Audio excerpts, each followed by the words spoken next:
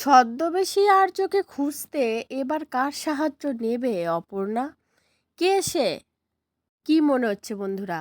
কার কথা বলতে চাইছে অপর্ণা? পুরোটা জানতে ভিডিওতে লাইক দিয়ে চ্যানেলটা সাবস্ক্রাইব করে দেখতে থাকুন। চিরদিনই তুমি যে আমার সিরিয়ালের আগামী পর্বে আমরা দেখতে পাবো হসপিটালে অপর্ণা রিজুর সাথে কথা বলছিল, আর সেখানে কিন্তু আর্য স্যারও ছিল, মানে ছদ্মবেশে ছিল। তো অপর্ণা রিজুকে বলতে থাকে যে আমি জানি ওই গুন্ডাগুলোকে আর্য স্যারই মেরে তাড়িয়েছিল, আমাকে আর্য স্যারই বাঁচিয়েছে ওই গুন্ডাদের হাত থেকে, আর কেউ নয়, উনি আর্য স্যার, আমি শিওর।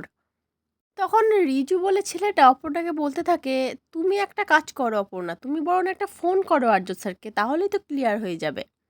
তখন অপর্ণা বলে, না, আমি ফোন করতে পারবো না, কারণ বাড়ি ছেড়ে আসার আগে আমি কথা দিয়ে এসেছিলাম যে আপনাকে কোনো ফোন আমি করব না, আমি কোথায় আছি সেটা আপনাকে জানাবো না।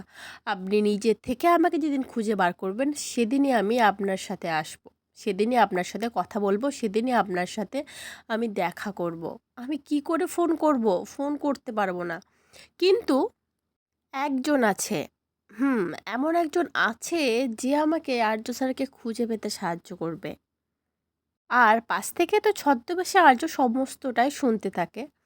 সে ভাবতে থাকে যে অপর্ণা কার কথা বলছে, কে সে, কে এমন একজন যার কাছ থেকে আর অপর্ণা আমার সম্বন্ধে সবটা জানতে পারবে।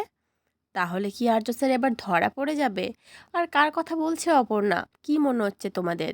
অপর্ণার বান্ধবী রুম্পা, নাকি অন্য কেউ, না কিঙ্কর, নাকি রাজলক্ষ্মী দেবী? কি মনে হচ্ছে অবশ্যই কিন্তু কমেন্ট করে জানিও। আজকের পর্বটা কেমন লাগলো সেটাও জানিও। পরবর্তী আপডেট নিয়ে তাড়াতাড়ি আসছি, সঙ্গে থেকো, সাথে থেকো, চ্যানেলটা সাবস্ক্রাইব করে দিও। ধন্যবাদ।